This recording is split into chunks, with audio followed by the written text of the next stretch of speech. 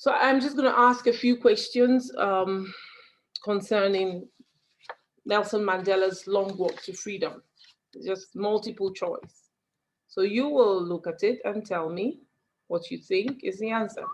Question number Can you one. please zoom in? Pardon me? Can you please zoom in? Can I zoom in? I think this is clear as the screen is getting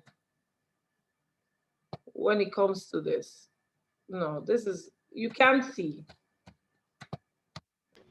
Yeah. This is not getting any bigger. This particular article is not getting any bigger. Is it small for the others? I will read the question for you and read the options. Okay?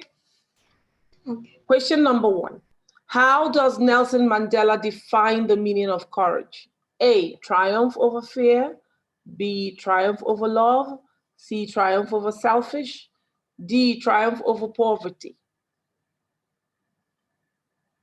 Anybody? Very quickly, guys, so we don't spend too much time on this. Triumph for fear. Triumph over fear. Yeah, correct. Tamdika, thank you. Where did the ceremonies take place? Rockstone Amphitheater, Sandstone Amphitheater, Glassstone Amphitheater, none of the above. Sandstone. Is it only Tamdika in this class? No, ma'am, if you want to zoom, you can use control and plus. Control what? And plus sign. Okay. Thank you for saying that. Okay. Thank you. That helps. All right. So which flame can be hidden but never extinguished?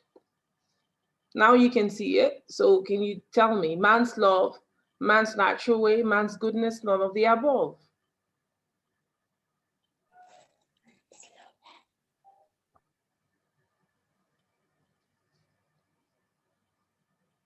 Any ideas?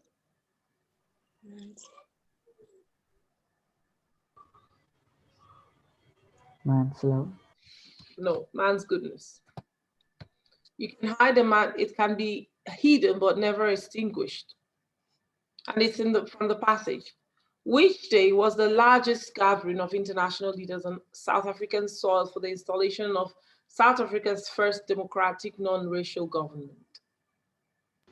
10th May. 10th May. 10th May. Okay, great. What is the country's greatest wealth? Its minerals, its people, its technology, none of the above. Its people. Yes, it's, People. of course, its people are the greatest resource. What does depth of oppression create?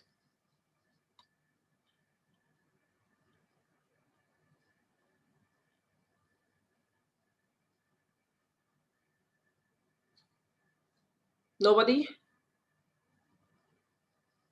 Is it lack of freedom? It's Why is it likened to height of character? It is actually when people are being oppressed that you begin to see who is who, that you begin to see the true culture, the true color of humanity. And that is when the heroes, because it says heroes are not born, but heroes are made. That's another topic I want you to reflect on. Who are you? Oh, sorry, who is your hero? Or how is a hero made? Please reflect on this because you will share your thoughts with me in the next class. How is a hero made? And who is your hero? Who, according to Mandela, is not free? Oppressor, oppressed, both, none of the above. Who is not free?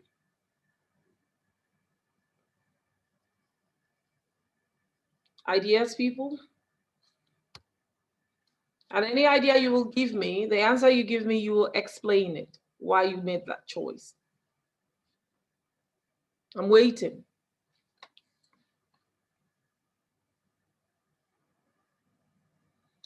Who is not free? Is it the oppressor or the oppressed? Is it both of them? Is it none of them?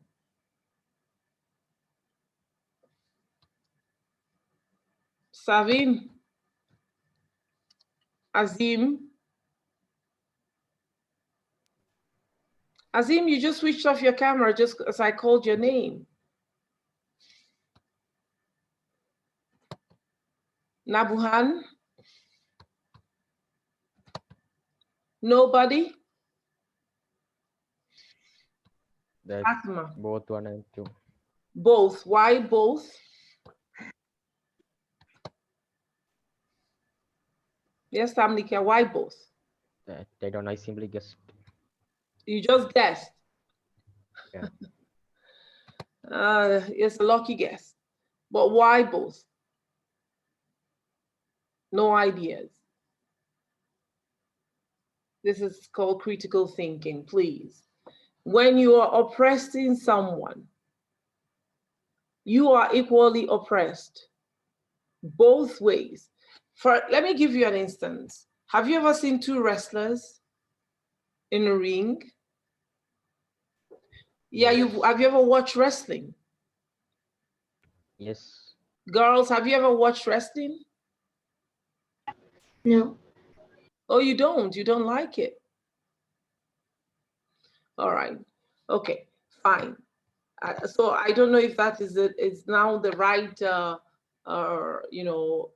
scenario to use.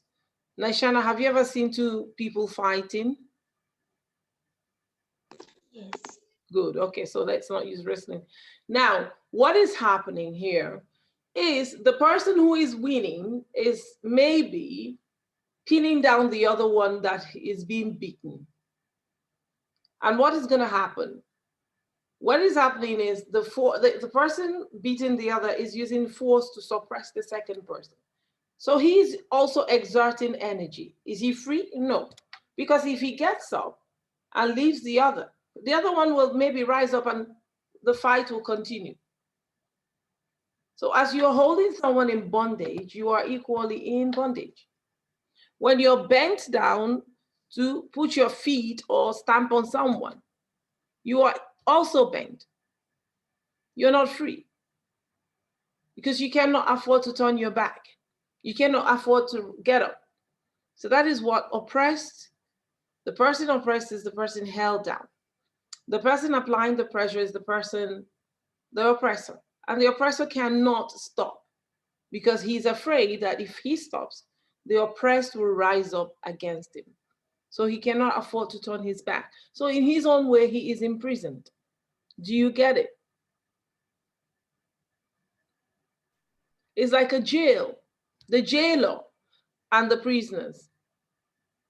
Even the jailer is a prisoner because he cannot one day turn away his back and leave the prison gates free. So he is metaphorically in bondage. That's why it isn't both. Now, which party did Mandela join? African National Congress. Yes, ANC. Thank you, Tamlika. I think you're the only one who's been reading this because I'm not getting any answers from others. What's going on? What realizations did Mandela have of his boyhood freedom? It was just an illusion? It is just an illusion. Are you sure? Yes. Who spoke now? Adil Ahmed. Thank you, Azim. Why were two national anthems sung? To imply unity, to mark the end of racial discrimination, to mark the end of gender discrimination, both 1 and 2.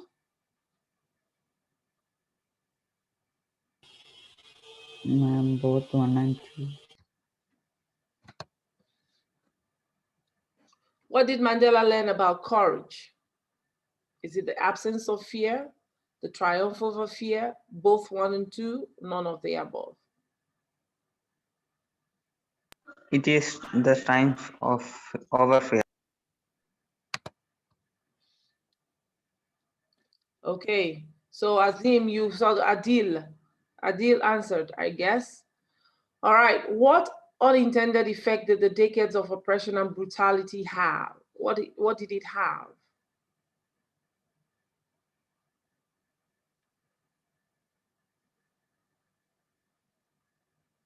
The first one created men of extraordinary courage. Are you sure? Yes. Unintended effect. Yes. Because people will automatically go for B and C, forgetting to see this word, unintended. It was not planned. Unintended means the effect was not planned, right? Okay, great. Thank you for that so far.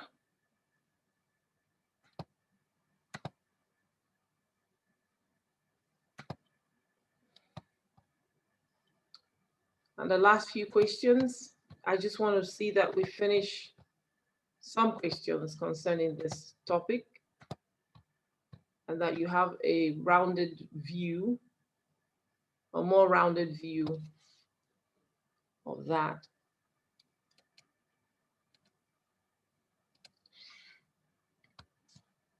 Okay, who came specifically for the inauguration? I'm sure this is pretty easy, isn't it?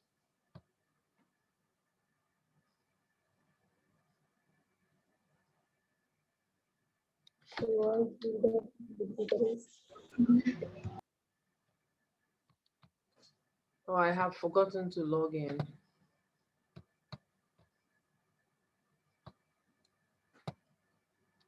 Okay, thank you, Fuada. Who took the oath exactly before Mandela?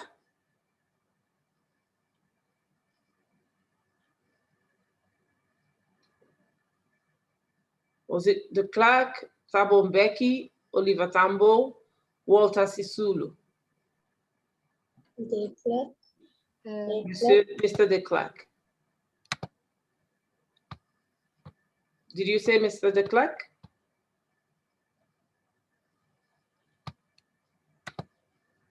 So you need to read your article again. How was the day of May 10th May? Bright and clear. Excellent. So you can actually go to quizzes and try yourself. What were the international leaders, for what were they coming?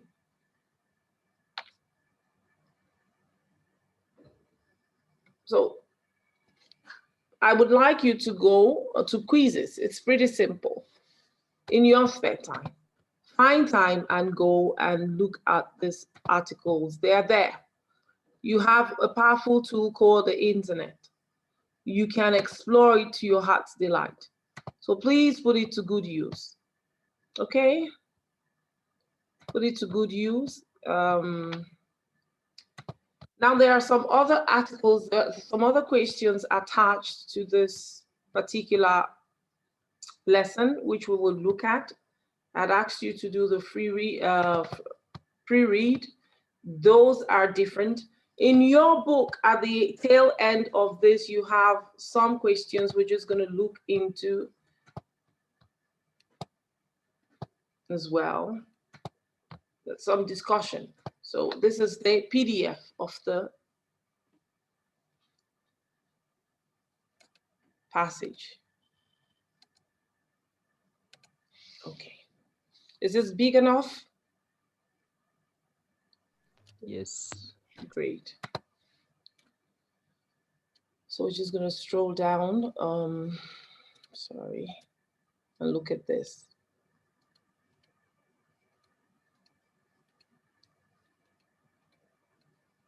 This is the end of the article. What twin obligations does Mandela mention? It's mentioned there, an obligation to the family and then to the people. What did being free mean to him? That was a past question from a board exam. Does Mandela think the oppressor is free? Remember, I've asked you. The oppressor is not free. Why? So you should be able to think it. Tamlika, you said that both oppressor and oppressed are not free, but you couldn't explain why or why not. So that a critical thinking aspect you must apply. Why is an oppressor not free? Are you understanding me? So it's not enough to guess, but you may have to explain. All right. Why did such a large number of international leaders attend the inauguration? What did it signify the triumph of? What does Mandela mean when he says he's simply the sum of all those African patriots who had gone before him? Would you agree that the depths of oppression creates heights of character? And how does he illustrate this? Please look through your passage, you will find the answers. Can you add your own examples to this argument? How did Mandela's understanding of freedom change with age and experience? Then you will talk about what his thought about freedom was when he was a boy, and he realized as he grew older that it was simply an illusion. How did he realize that? How did Mandela's hunger for freedom change his life? It changed his life from being a simple family man who was there for his family, and it became a person, a fighter for the people, and became incarcerated. So these are things you've got to recall and be able to expand on. Now, thinking about language, can someone tell me what is a superlative? You know the word superlative. What is it? What does it mean? A lot of superlatives, a number of superlatives were used in the article. Superlative. You know what I mean when I'm saying superlative?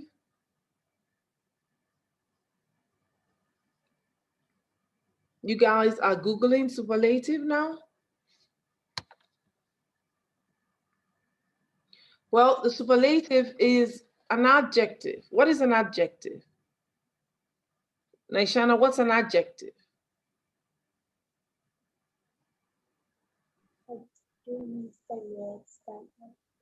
Oh, your voice is wobbly.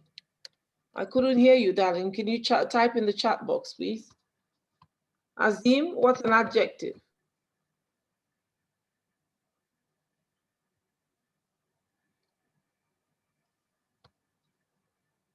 Fatima, I just asked you. Yeah.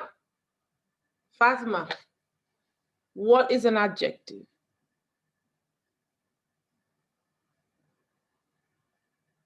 You're muted, dear.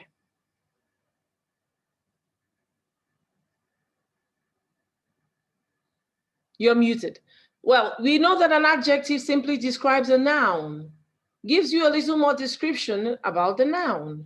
So a superlative is a form of adjective that gives you the highest quality or a degree of quality, like saying brave, braver, bravest. That's a superlative.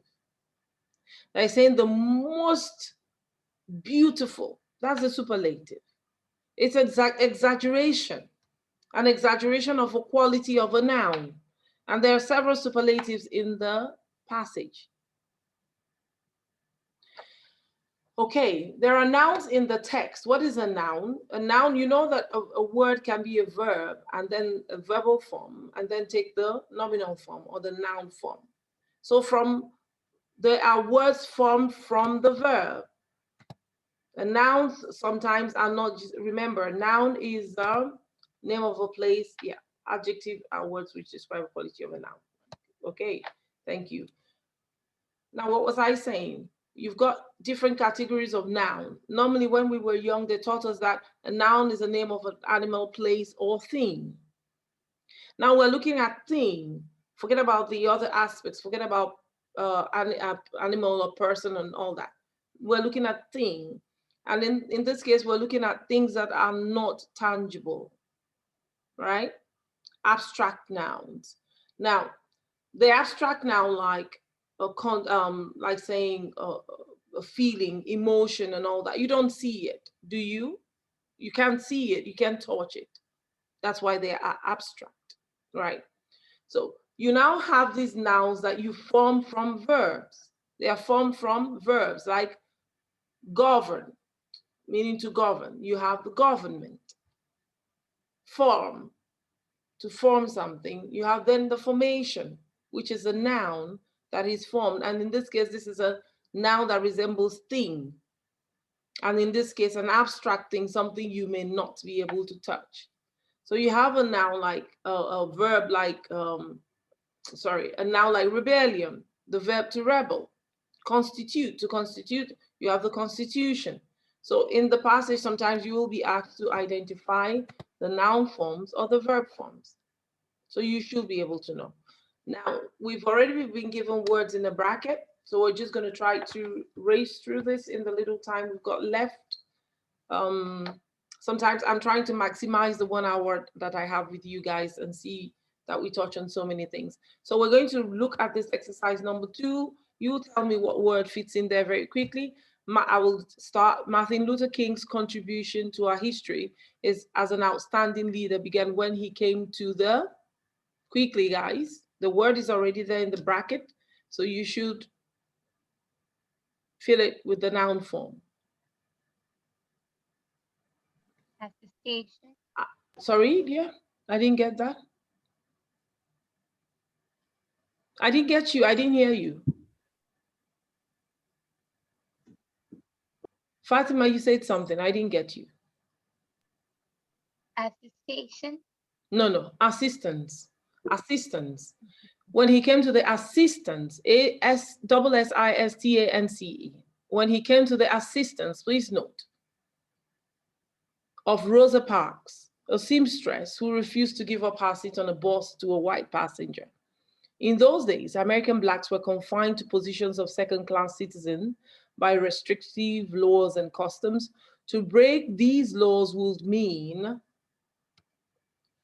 anybody? Subjugation. Subjugation. What is subjugation? What is the word subjugation? Nabuhan, what is subjugation?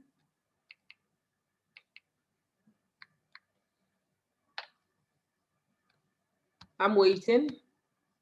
Tamdika? Savin, what is the word subjugation? One of you should say something. Ahmed, Adil. To dominate someone, to control. It's controlling. All right. So it will mean subjugation and humiliation by the police and the legal system. Beatings. What's the next word? In the dash. Beatings. The word in bracket. What? Imprisonment. Imprisonment. Imprisonment.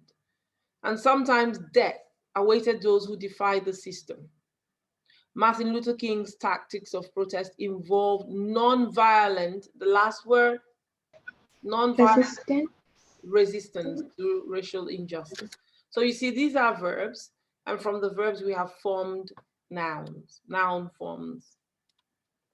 Using a definite article with names. Usually I hear sometimes some people will say let me say for example, Fatima, they say the Fatima ma'am. No, the Fatima, no, that is absolutely wrong.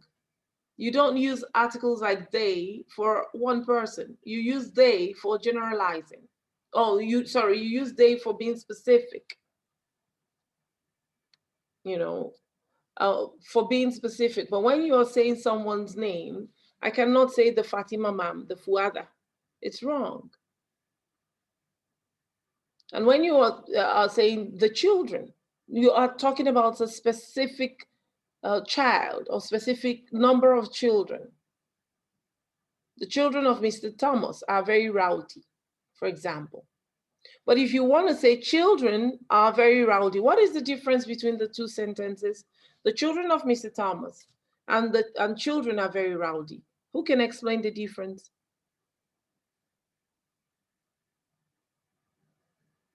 And can you repeat the sentence once? Yeah, the sentence is, I said the children of Mr. Thomas are very rowdy, noisy. They are very noisy. And I now say another sentence, children are very noisy. What is the difference between both?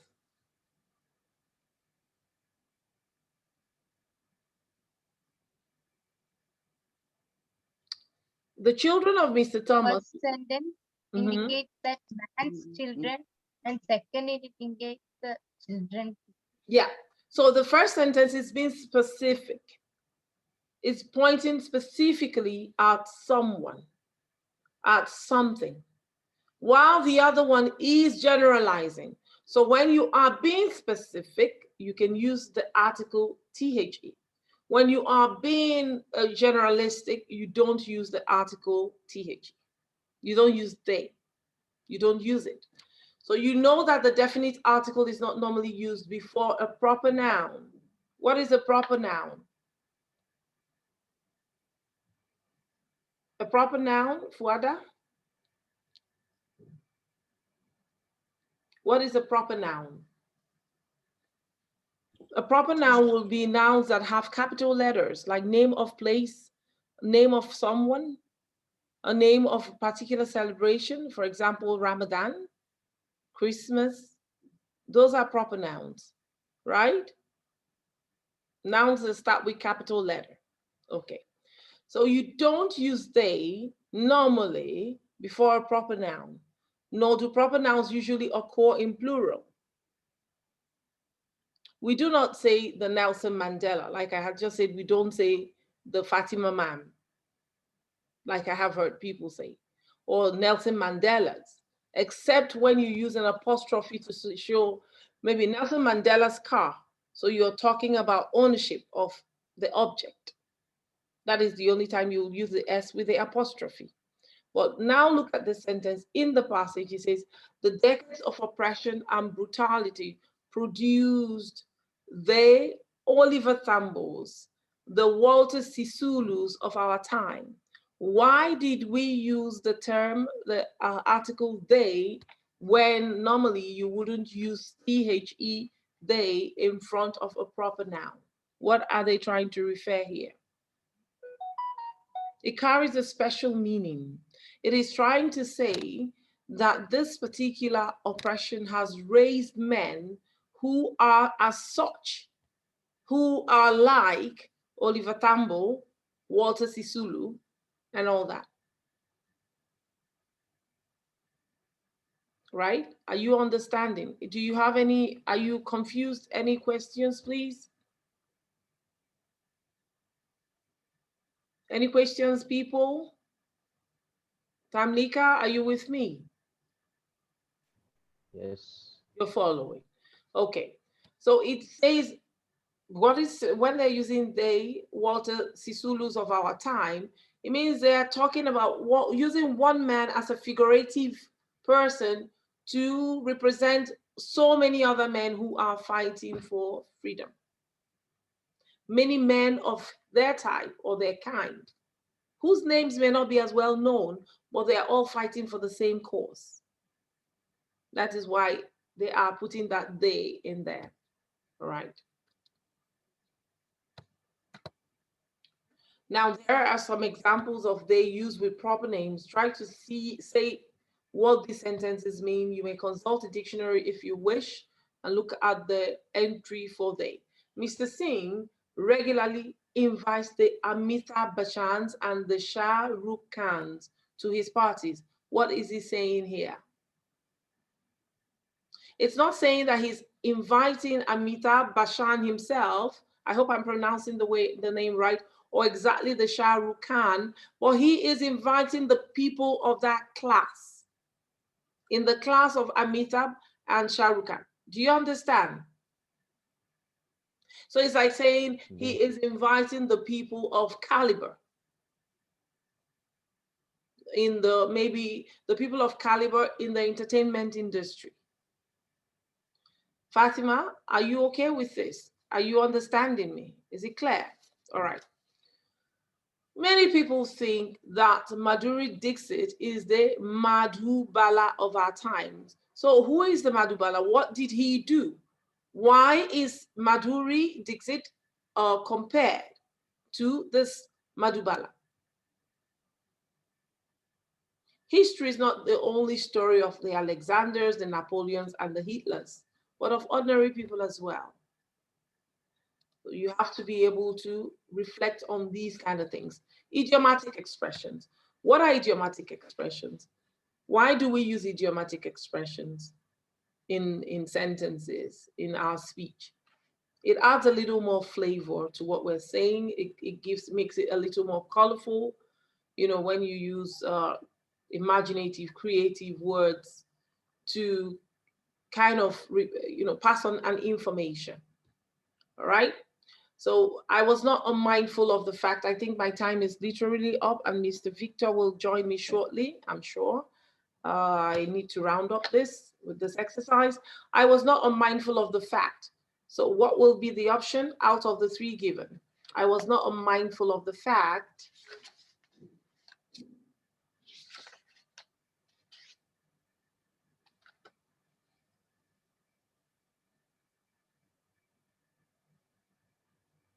guys, what is going on?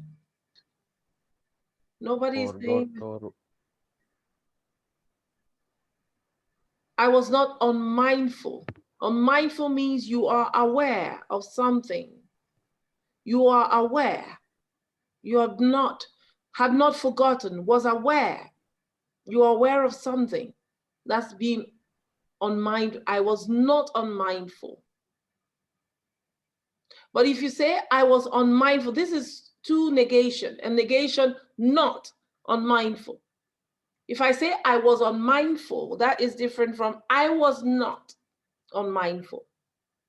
So please see the play of words here. It means I was still aware, I hadn't forgotten. When my comrades and I were pushed to the limits, that simple, felt that we could not endure the suffering any longer. To reassure me and keep me going, to help me continue to live in hope in this very difficult situation. The basic and honorable freedoms of earning my keep. And in my keep, to earn money or enough to live on. I will leave you here at this point in time. Like I had said, I'm going to send you the pre-read, and I would like you to please reflect on these till the last part of the passage, which will be in your book. I guess you all have the book already. So the last part of it, it will serve you to do so. Okay?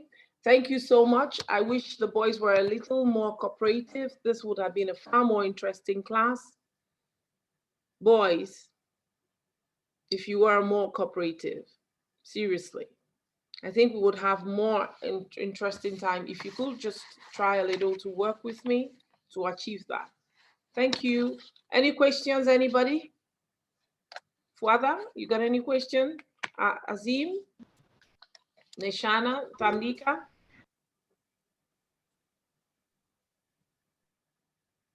Fatima, any questions?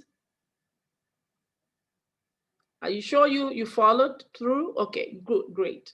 That's good. So I'm going to send the recording of the class again, and I will share the article I had said, the pre-read, and please finish this exercise. So you got some work to do this week. Thank you so much, and I'll be seeing you soon, okay?